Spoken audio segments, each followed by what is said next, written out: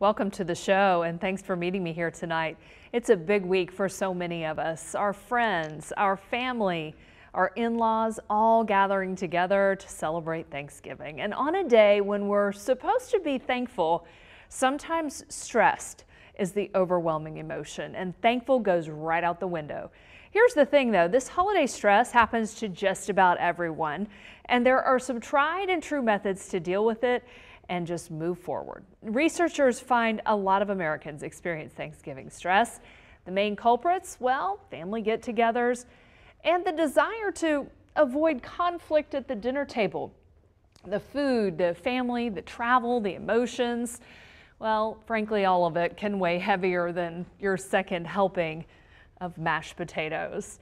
So if you are stressed, feeling anxious as you anticipate Thanksgiving, take comfort. Not only is it normal to experience these feelings, it is also possible to turn them around. And that is why tonight we want to help. Psychiatrist Dr. Nihit Kumar joins me now from UAMS because he does also want to help you de-stress and formulate a plan before those family dynamics kick in. Dr. Kumar, thanks so much for joining me. How do you deal with stress and grief, I think is what this viewer meant to say, of losing a loved one during the holidays? It definitely changes the entire dynamic of your family when there's a loss like this. Absolutely, and it is very tough to deal with in the moment. The holidays that comes right after the death of a loved one or even a divorce in the family can be very, very challenging. Mm-hmm. One of the ways to deal with it is by expressing it, by talking about it, by talking to your other loved ones about it, mm-hmm. And not shutting down. It is okay to cry. It is okay to express those emotions. And it is okay to get help and ask for help from others. And that is one of the good ways that you can kind of deal with this, not alone, but in a group, in a community Exactly. together. Sort of grieve together Mm-hmm. as a family. Another question that came in, such a great question that we're reading here. Politics. Somebody always wants to talk politics and I'm tired of it. How do I get them to stop and to talk about something else? We're going into an election year, Dr. Kumar. Help us. Right. Well, the important thing to realize is who you are, right? If you are the kind of person who gets into a political conversation and comes out with a conflict and comes out stressed and overwhelmed, you might want to set some ground rules to begin with, right? Yeah. You may want to go into if you're knowing you're going to a family gathering and situation, you may want to talk to those family members first and let them know, hey, this is a conversation that I do not want to get into this season because my expectation out of this event is to feel happy. Yes, right? And not mad. Exactly. All right, so my in-laws, this is a key word here, have a history of snapping at each other, driving each other crazy during family events. It makes me dread them.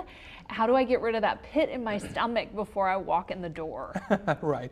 Well, I can tell you what you can do. Again, if you know how your interaction, how your relationship with your in-laws is, at this moment, you can do a lot of things beforehand to prevent that conflict from occurring, right?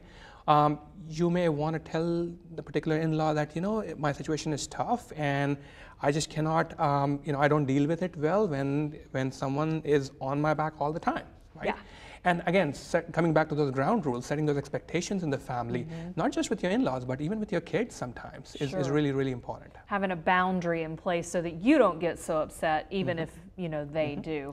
And one last question here, how do I steer conversation away from the things I don't want to talk about that are really nobody's business, but I don't want to be rude and called out for changing, the subject or the topic, but I just kind of want to steer it a different direction? Sure. Again, if setting those ground rules do not help, you can identify a place to go to, maybe taking a walk outside, maybe having a room in your house that's, secluded, or sometimes involving your spouse or a trusted someone who can help you divert away from that situation. Yeah, that might not help too. Bring up something a little happier. Exactly. All right. Dr. Nihit Kumar, thank you so much. She's a psychiatrist with UAMS. You've been so helpful. Happy Thanksgiving to you. And you as well.